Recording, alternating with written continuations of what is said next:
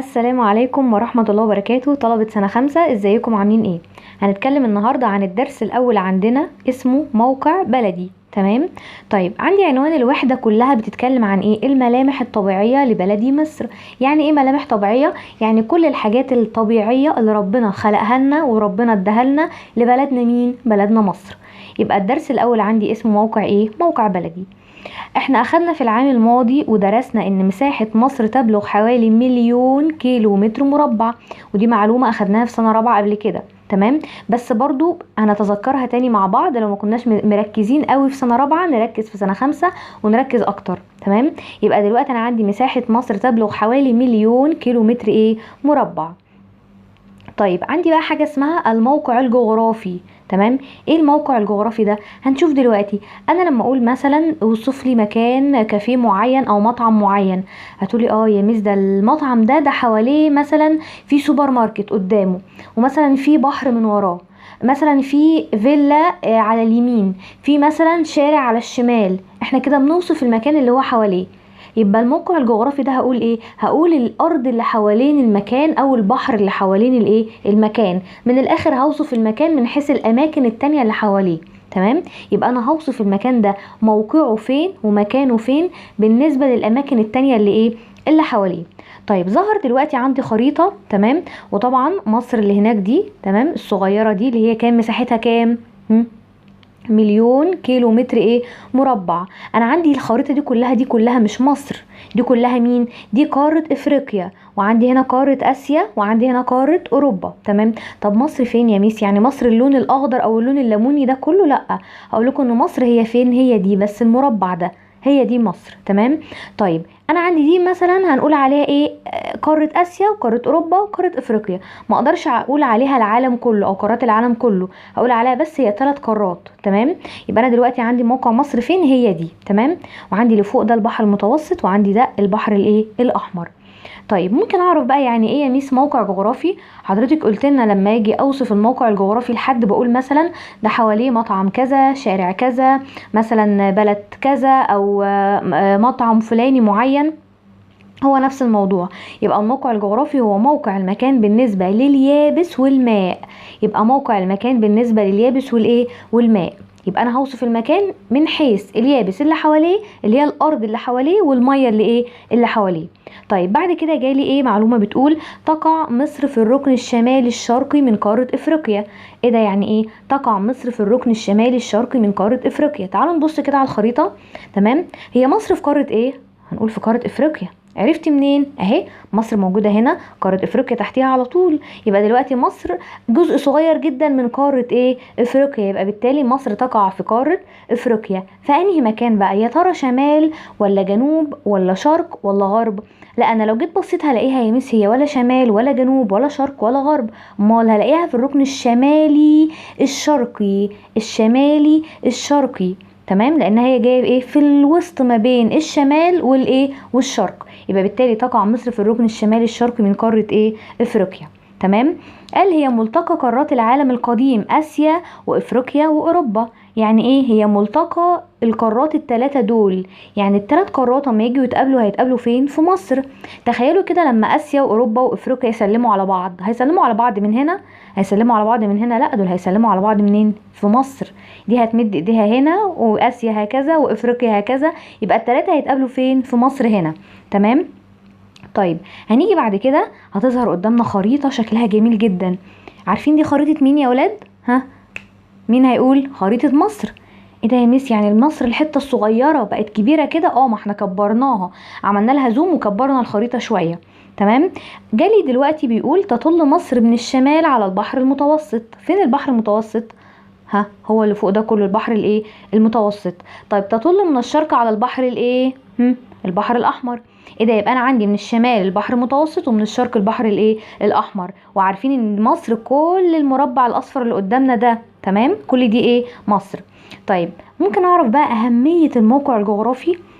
اهمية ان انا اقول مثلا مصر عندها بحر متوسط فوق وعندها بحر احمر. ايه الاهمية في كده؟ هنقول لا، ده الموقع ده ساعدها على ايه؟ على سهولة اتصالها. ايه ده؟ بتتصل بالتليفون بمين؟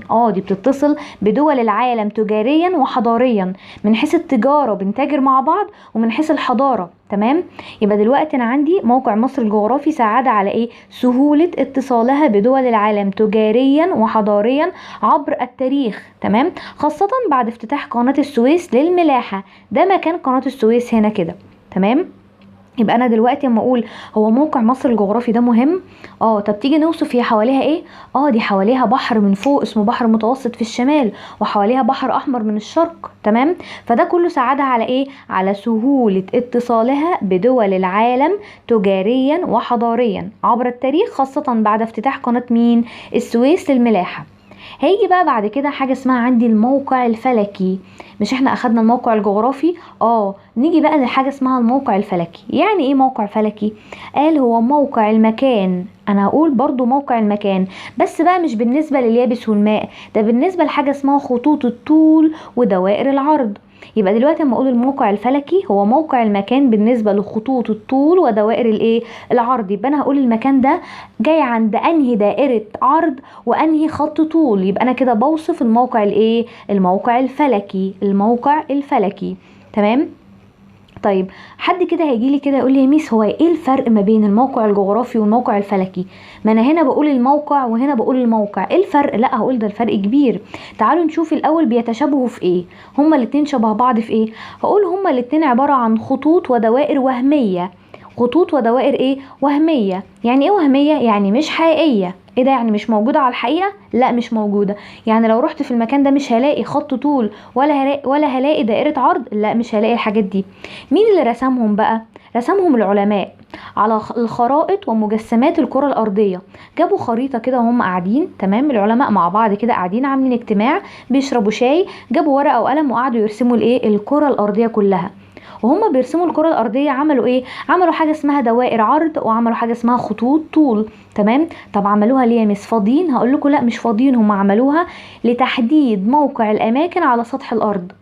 يبقى هم ليه رسموا دوائر العرض وليه رسموا خطوط الطول؟ يبقى لتحديد موقع الأماكن على سطح الايه؟ الأرض. يبقى اما اقول هما الاتنين متشابهين في ايه؟ خطوط الطول ودوائر العرض متشابهين في ايه؟ هقول ان هما الاتنين عبارة عن خطوط وهمية ودوائر وهمية. يعني ايه؟ يعني كذابة، يعني مش موجودة. تمام. رسمها العلماء على الخرائط ومجسمات الكرة الأرضية. يعني رسموها على الكرة الأرضية وعلى الخريطة. ليه؟ لتحديد موقع الأماكن على سطح الأرض. تمام. طب تيجي نشوف اوجه الاختلاف. بيختلفوا في ايه؟ هما مش زي بعض في ايه؟ هما مش زي بعض ان خطوط الطول دي عبارة عن انصاف دوائر رأسية. يعني ايه انصاف؟ يعني نصف دايرة رأسية. تمام. تصل بين القطبين الشمالي والجنوبي. يعني ايه ميس الكلام ده؟ تعالوا كده نبص على الرسمة اللي ظهرت لنا دي. هنلاقي ان ايه بقى؟ خطوط الطول دي عبارة عن ايه؟ انصاف دوائر رأسية. نص دايرة رأسية يعني جاية ايه؟ بالطول. تمام. تصل بين القطبين، القطب الشمالي والقطب الجنوبي. ايه ده؟ يعني كل اللي مرسومين دول يا مس نص دايرة مرسومة؟ بتصل بين القطب الشمالي فوق والقطب الجنوبي ايه؟ تحت. وقلنا خط الطول الرئيسي هو خط جرينتش، فيه كده خط في النص لونه احمر، الدرجة بتاعته 0. تمام. الدرجة بتاعته ايه؟ 0. خط طيب وغلبان والدرجة بتاعته 0 وعلى قده، اسمه خط ايه؟ خط جرينتش. يبقى الخط اللي في النص ده اسمه خط ايه؟ خط جرينتش. درجته كام؟ مكتوبة تحت درجته 0. تمام. قلنا الخط ده بيقسم الدايرة او بيقسم الكرة الارضية نصين، نصف شرقي ونصف ايه؟ غربي، او نصف في الشرق ونصف في الايه؟ في الغرب. ما احنا قلنا الشرق ده اللي على ايدينا اليمين والغرب ده اللي على ايدينا الشمال. يبقى دلوقتي قلنا خطوط الطول هي انصاف دوائر رأسية تصل بين القطبين الشمالي والجنوبي. وقلنا خط الطول الرئيسي هو خط، نرجع للصورة، خط ايه؟ خط جرينتش. درجته 0 زي ما قلنا، الدرجة تحت مكتوب ايه؟ 0. يقسم الارض لنصفين متساويين، شرقي وايه؟ وغربي. طيب بعد كده هيجي لي مين؟ اهميه خطوط الطول. هو الخط ده مهم في ايه يا مس؟ ولا ايه اهميته؟ له اهميه؟ طبعا له اهميه مهمه جدا. طب بيعمل ايه؟ قال اول حاجه عندي تحديد المواقع شرقا وغربا. فاكرين لما خط جرينتش كان مرسوم هنا كان جايب الطول كده وهنا شرق وهنا غرب؟ هو نفس الكلام، بيحدد المواقع شرقا وايه؟ وغربا. تاني حاجه بيحدد عندي الزمن اللي هو الايه؟ الوقت، هو اللي بيحدد الوقت. تالت حاجة معرفة فرق التوقيت بين الاماكن على سطح الارض، هو اللي بيعرفني فروق التوقيت. يعني ايه فروق التوقيت؟ يعني مثلا مش بتلاحظوا ان في فروق في التوقيت ما بين مثلا مصر واسكندريه ودمياط ومثلا راس البر وشرم الشيخ والغردقه؟ هلاقي فرق دقايق بين كل بلد. مين اللي بيحدد الكلام ده؟ هو خطوط مين؟ خطوط الطول. تمام. هيجي بعد كده عندي دوائر الايه؟ العرض. دوائر العرض قال هي دوائر ايه؟ دوائر افقيه. دوائر افقيه غير متساويه الطول. يعني ايه يا مس؟ يعني طولها مش واحد. تمام. ترسم حول مجسم الكره الارضيه، او بنرسمها حوالين مجسمات الكره الايه؟ الارضيه. يبقى دلوقتي انا عندي دوائر العرض هي دوائر افقيه. طب خطوط الطول كانت خطوط ايه؟ رأسيه، انما دوائر العرض ايه؟ افقيه. تمام. قال دائرة العرض الرئيسية هي دائرة الاستواء ودرجتها صفر. زي مين؟ زي خط جرينتش برضو كان درجته ايه؟ صفر. برضو انا عندي هنا دائرة الاستواء هي الدائرة الرئيسية ودرجتها ايه؟ درجتها صفر. قال هي اكبر دوائر العرض. تمام. يبقى انا عندي ما يجيلي سؤال اخطر في الامتحان يقول لي هي اكبر دوائر العرض، تبقى هي مين؟ دائرة الاستواء. تمام. هي اكبر دوائر العرض. وقال بتقسم الارض الى نصفين، نصف شمالي ونصف جنوبي. خط جرينتش كان بيقسم نصف شرقي ونصف غربي، انما هنا دوائر العرض بتقسم الكرة الارضية الى نصفين، شمالي وايه؟ وجنوبي. تصغر دوائر العرض كلما ابتعدنا عن دائرة الاستواء شمالا وجنوبا. يعني ايه؟ يعني عندي لو جينا مثلا طلعنا فوق عند الدائرة القطبية الشمالية، بصوا صغيرة ازاي، ونزلنا تحت عند الدائرة القطبية الجنوبية برضو هلاقيها صغيرة. طب لو طلعت فوق عند دائرة الاستواء هلاقيها قدهم؟ لا، ده انا هلاقيها كبيرة جدا. تمام. مش احنا قلنا ان هي اكبر دوائر العرض؟ تمام. وهطلع فوق الاقي الدائرة صغيرة، هنزل تحت الاقي الدائرة ايه؟ صغيرة. يبقى بالتالي تصغر دوائر العرض كلما ابتعدنا عن دائرة الاستواء شمالا وايه؟ وجنوبا. تمام. قال بقى في دوائر تانية مهمة جدا زي دائرة الاستواء اللي هي هنا، في دوائر تانية مهمة اسمهم ايه؟ مدار السرطان ومدار الجدي. مدار السرطان ومدار الايه؟ الجدي. هبص على مدار السرطان هلاقي ان درجته 23.5 شمالا. طب انا ليه يا ميس قلت شمالا وما قلتش جنوبا؟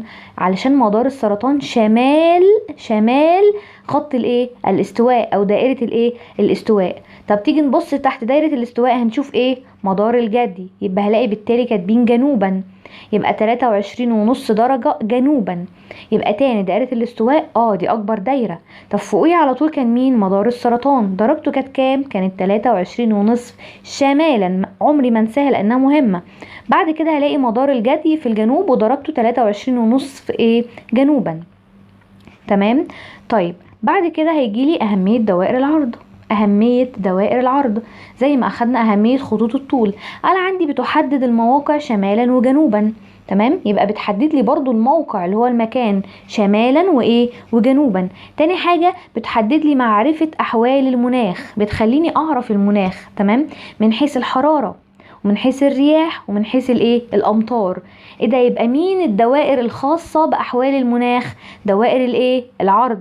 تمام. ومين اللي بتحدد المواقع شمالا وجنوبا؟ دوائر الايه؟ العرض. يبقى اما يجيلي سؤال في الامتحان يقول بما تفسر اهمية دوائر العرض، اقول له دول كانوا 2. رقم 1 تحديد المواقع شمالا وجنوبا، رقم 2 معرفة احوال المناخ من حيث الحرارة والرياح والايه؟ والامطار. تمام. هيجي بعد كده يقول لي موقع مصر الفلكي. ايه ده؟ يعني ايه ميس موقع مصر الفلكي؟ يعني هقول مصر حواليها خط طول رقم كام لكام ودائرة عرض من كام لكام. تمام. دي هنعرفها ازاي؟ هنعرفها دلوقتي وسهلة جدا. قايل لي في الكتاب ان تقع مصر بين دائرتي عرض 22 و31 و36 دقيقة. تمام. شمال دائرة الاستواء. يعني ايه الكلام ده؟ تعالوا نشوف مع بعض. دلوقتي انا قدامي خريطة ايه؟ خريطة مصر. تمام. طبعا احنا عارفينها وحافظينها ولازم نبقى حافظينها. طيب هلاقي ان تقع مصر بين دائرتي عرض 22 من هنا البداية. تمام. الى فوق هنا عندي 31 و36 ايه؟ دقيقة. يبقى تاني تقع مصر بين دائرتي عرض. خدوا بالكم الدوائر العرض ماشية كده. يبقى انا عندي دائرة العرض ماشية ايه؟ هنا، وبعدين هطلع فوق هلاقي دائرة عرض كام؟ 31 و36 دقيقة. طيب يبقى دي دوائر العرض. طب الكلام ده بقى شمال دائرة الاستواء ولا جنوب دائرة الاستواء؟ لا، شمالا، يعني شمال دائرة الايه؟ الاستواء. يبقى ما يجيلي سؤال اختر تقع مصر بين دائرتي عرض 22 تمام و31 و36 دقيقة شمالا، او شمال دائرة الاستواء. طيب تقع بين خطي طول كام؟ 25 و37 شرقا.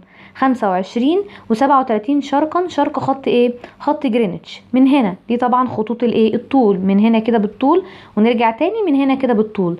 طيب هنا عندي خط طول كام؟ هنا عندي خط طول 25 وهرجع تاني هنا خط طول 7 وايه؟ و30. يبقى انا عندي من خط طول 25 كل ده لخط طول 37 ايه؟ كل ده تمام. برضو شرقا، شرقا ده يعني شرق خط ايه؟ شرق خط جرينتش. بعد كده هيجيلي ان يمر مدار السرطان في جنوب مصر. ممكن يجيلي سؤال اخطر مهم جدا بيقول ايه؟ يقول دائرة مهمة جدا تمر في جنوب مصر هي دائرة السرطان او مدار السرطان. الاتنين صح تمام. طيب فين مكانه؟ مكانه هنا ماشي في المنطقة دي. يبقى يمر في جنوب مصر مدار الايه؟ السرطان هنا عند بحيرة ناصر. يبقى يمر في جنوب مصر مدار الايه؟ السرطان تمام. بعد كده هيقول لي النتائج المترتبة على الموقع الفلكي. الموقع الفلكي بتاع مصر ده كله اللي هي دوائر العرض وخطوط الطول اللي هنا دي كلها ادى الى ايه بقى؟ هقول لا، ده ادى موقع او الموقع الفلكي لمصر ادى الى وقوع معظم الاراضي المصرية. الاراضي المصرية كلها تمام ادى الى ايه؟ ادى الى وقوعها ضمن مناخ الاقليم الصحراوي الحار. يبقى المناخ بتاع البلاد دي كلها بتقع ضمن الاقليم الصحراوي الايه؟ الحار، ما عدا الاراضي الشمالية اللي فوق هنا. هنا في الشمال هنا ايه؟ مناخ صحراوي برضو حار؟ لا، دول على البحر يا ميس بقى، ناس ساكنة على البحر فالجو عندها مظبوط والجو عندها طراوة، غير الناس اللي عايشين في الحر هنا تحت تمام. يبقى الناس اللي فوق هنا عندها مناخ اسمه مناخ ايه؟ مناخ البحر المتوسط المعتدل، مناخ معتدل. طب الناس اللي عايشين يا عيني هنا وهنا في الجو الحر ده اسمه مناخ ايه؟ مناخ صحراوي حار. يبقى ما يجيلي سؤال يقول ما النتائج المترتبة على الموقع الفلكي لمصر، هقول ايه؟ هقول ده ادى الى وقوع معظم الاراضي المصرية ضمن مناخ الاقليم الصحراوي الحار، اللي هو كل ده اللي باللون الاصفر. طيب ما عدا الاراضي مين؟ ها اللي قلت عليهم قاعدين فين؟ قاعدين على البحر. يبقى ما عدا الاراضي الشمالية التي تقع ضمن اقليم مناخ البحر المتوسط الايه؟ المعتدل. كده الدرس عندنا خلص. اتمنى من الجميع انه يكون فاهم وركز في الدرس. الدرس سهل جدا، وان شاء الله نلتقي في الحصة القادمة وناخد درس جديد. مع السلامة.